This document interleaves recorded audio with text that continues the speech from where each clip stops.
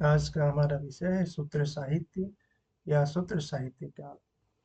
वैदिक काल के बाद 600 ईसा पूर्व से लेकर 300 ईसा पूर्व तक के काल में वैदिक साहित्य के ज्ञान व संस्कृत को सरल, सहज, संक्षिप्त एवं सरसुलभ बनाने के लिए सूत्र साहित्य की रचना की गई। इस काल में वैदिक संस्कृत के मूल्यों से समाज को बेहतर, सुव्यवस्थित एवं संगठित किया गया। इसी काल अवधि में नगरों का प्रादुर्भाव हुआ और वैदिक कालीन जनपद की राजनीतिक व्यवस्था की जगह महाजनपद और मगध साम्राज्य के रूप में विस्तारित हुआ। सूत्र साहित्य क्या है? तो सूत्र साहित्य का तात्पर्य वैदिक साहित्य को समझने के लिए 6 अंगों में ग्रंथ लिखे गए। ये 6 अंग हैं: शिक्षा, कल्प, व्याकरण, निरुक्त, छंद और ज्योतिष। तो सूत्र साहित्य के 6 प्रमुख अंग हैं: शिक्षा, कल्प, व्याकरण, निरुक्त, छंद और ज्योतिष। इन्हें वेदांग कहा जाता है। इसके सबसे महत्वपूर्ण सूत्र ग्रंथ भाषा संबंधी। अब इसके सबसे महत्वपूर्ण ग्रंथ सूत्र ग्रंथ भाषा संबंधी क्यों है? क्योंकि वैदिक कालीन जो साहित्य थे वो संस्कृत में लिखे हुए थे और उस काल में जो सामान्य लोगों की भाषा थी वो पाली और मागधी जैसे क्षेत्रीय भाषाएं थी, जबकि संभ्रांत और विद्वत लोग जो है संस्कृत भाषा में अपना वार्तालाप करते थे और उस समय ज़्यादातर जो उच्च कोटि के साहित्य थे वो संस्कृत भाषा में लिखे जाते थे। इसलिए संस्कृत को और आसान बनाने के लिए ताकि लोगों को संस्कृत में जो साहित्य लिखे गए हैं वो सहज और सरल रूप में समझ में आए, तो इसके लिए संस्कृत के व्याकरण जो है लिखे गए। इसमें महर्षि पाणिनि की अष्टाध्यायी वेदोत्तर संस्कृत साहित्य की सबसे प्रारंभिक रचना है। वहीं यास का निरुक्त क्लासिकल संस्कृत ग्रंथ का सर्वप्राचीन ग्रंथ है।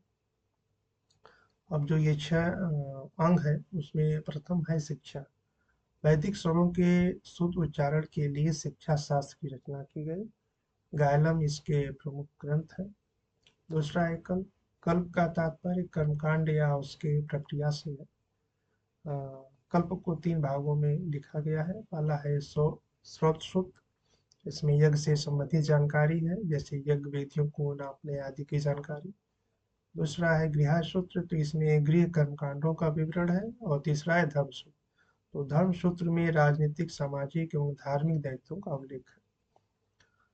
तीसरा है व्याकरण। तो व्याकरण का कार्य भाषा को वैज्ञानिक शैली प्रदान करना है।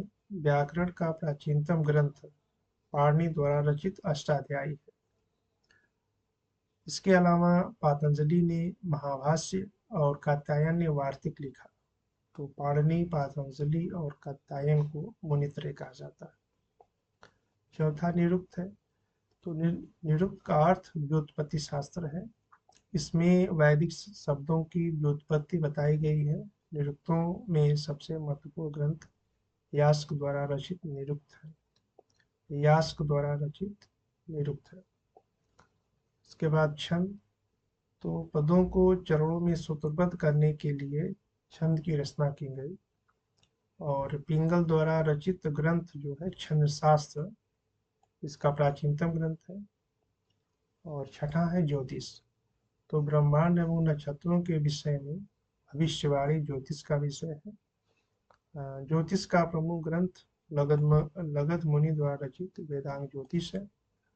और इसके अतिरिक्त ज्योतिष के अन्य ग्रंथ जो है गार्गी संहिता है और बृहद संहिता और नारद संहिता। उपरोक्त 6 वेदांगों के अतिरिक्त सूत्र काल में उपवेद की भी रचना हुई। वेदों में जो ज्ञान था उस ज्ञान में से कुछ विशेष ज्ञान को विस्तारित व व्याख्यायित रूप में लिखा गया, जिसे उपवेद कहा जाता है। तो ऋग्वेद का उपवेद आयुर्वेद है। आयुर्वेद में चिकित्सा संबंधी ज्ञान है। सामवेद का उपवेद गंधर्ववेद है। गंधर्ववेद जो है संगीत कला से संबंधित ज्ञान है। यजुर्वेद जो है धनुर्वेद से संबंधित है और इसमें युद्ध कला से संबंधित ज्ञान है। अथर्ववेद में शिल्पवेद है। अथर्ववेद का जो वेद है शिल्पवेद है और इसमें शिल्प या भवन निर्माण संबंधी ज्ञान है। तो भारतीय संस्कृत के अन्य आधारभूत ग्रंथ विभिन्न स्मृतियां हैं जो विभिन्न कालों में संकलित की गई, और इसमें राजनीतिक एवं सामाजिक व्यवस्था के बारे में विस्तार से वर्णन है। स्मृतियों को हिंदू धर्म के कानूनी ग्रंथ भी कहा जाता है, और विभिन्न स्मृतियों में सबसे महत्वपूर्ण स्मृति मनुस्मृति को माना जाता है।